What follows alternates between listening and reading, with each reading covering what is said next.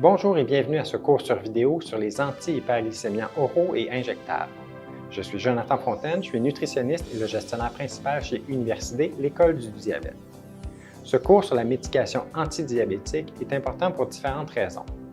Dans les quelques dernières années, des classes entières de médicaments sont apparues sur le marché en plus de certaines combinaisons de médicaments. Depuis la plus récente mise à jour des lignes directrices de pratique clinique de Diabète Canada, on accorde une plus grande importance à la protection de la fonction rénale et à la réduction des risques de maladies cardiovasculaires chez les personnes qui vivent avec le diabète. On va maintenant sélectionner certains médicaments spécifiquement pour leur rôle de protection du cœur ou des reins de la personne qui vit avec le diabète. Selon moi, il est essentiel que chaque personne diabétique puisse connaître au moins quelques informations sur sa médication. Connaître le mécanisme, les effets secondaires possibles et quoi faire dans certaines situations particulières peut aider à augmenter le sentiment d'autonomie de la personne qui vit avec le diabète. La gestion efficace du diabète demande une participation active de la personne diabétique. N'hésitez donc pas à poser des questions à votre pharmacien, votre médecin ou votre infirmière. Dans ce cours sur vidéo, nous allons d'abord aborder les mécanismes qui mènent à l'hyperglycémie ou un taux de glycémie trop élevé. Ensuite, nous allons aborder chacune des classes de médicaments, que ce soit des médicaments pris par voie orale ou injectable, sans oublier l'insuline. Le diabète se définit comme un défaut dans la production ou dans l'utilisation de l'insuline. Ceci mène à une augmentation du taux de sucre dans le sang, aussi appelée l'hyperglycémie. Dans les faits, plusieurs mécanismes sont mis en cause pour expliquer l'hyperglycémie. Une réduction de la sécrétion d'insuline. Une augmentation de la sécrétion de glucagon. Le glucagon est une hormone qui fait augmenter le taux de sucre dans le sang. Une augmentation de la production de glucose par le foie. Une réduction de l'absorption du glucose par les muscles. Un dysfonctionnement des neurotransmetteurs. Une lipolyse accrue, c'est-à-dire une utilisation du tissu adipeux pour créer du glucose. Et une réduction de l'effet incrétine. Nous allons définir l'effet incrétine un peu plus tard. Le diabète se manifeste donc par le malfonctionnement d'un ou plusieurs mécanismes qui mènent à l'hyperglycémie. C'est la raison pour laquelle on a autant de classes de médicaments qui ciblent chacune un mécanisme bien précis.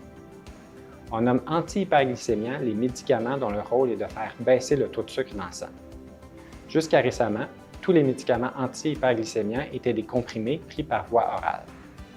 Maintenant, en plus de l'insuline, on a d'autres médicaments qui doivent être injectés pour être utilisés. Les anti-hyperglycémiants sont toujours complémentaires à l'adoption de saines habitudes de vie, c'est-à-dire une alimentation saine et équilibrée, la pratique régulière de l'activité physique et de saines stratégies de gestion du stress. En principe, au diagnostic, on essaiera de contrôler la glycémie uniquement par les habitudes de vie. Cependant, si le taux d'hémoglobine glyquée est trop élevé au diagnostic, on va débuter la médication immédiatement en complémentarité à l'adoption de saines habitudes de vie. Le taux d'hémoglobine glyquée est un test de laboratoire qui permet d'avoir le reflet de la glycémie moyenne des 3 mois qui ont précédé le test. Pour chaque personne qui vit avec le diabète, l'équipe médicale va déterminer une cible d'hémoglobine glyquée. Tout le traitement aura comme objectif d'atteindre cette cible d'hémoglobine glyquée. Chez bien des personnes, l'hyperglycémie ne cause aucun symptôme pour une longue période. Alors pourquoi l'équipe médicale tient autant à ce qu'on atteigne la cible d'hémoglobine glyquée? Des études menées sur des milliers de personnes vivant avec le diabète ont montré que pour chaque diminution de 1 % du taux d'hémoglobine glyquée, on voit une association avec une réduction de 21 % du risque de complications reliées au diabète, 37 % du risque de complications microvasculaires, c'est-à-dire l'atteinte des petits vaisseaux sanguins et des nerfs des yeux, des mains et des pieds, une réduction de 14 % du risque d'infarctus du myocarde, de 12 % du risque d'AVC, de 19 % du risque de rétinopathie, de 43 % du risque d'amputation et de 21 % du risque de décès relié au diabète. L'atteinte des cibles est donc très importante pour chaque personne qui vit avec le diabète, même si les bénéfices ne sont pas apparents dans l'immédiat. L'objectif global de la gestion du diabète est de diminuer le taux de sucre moyen dans le sang. Ensuite, certains facteurs vont expliquer le choix du meilleur ou des meilleurs médicaments pour chaque personne qui vit avec le diabète.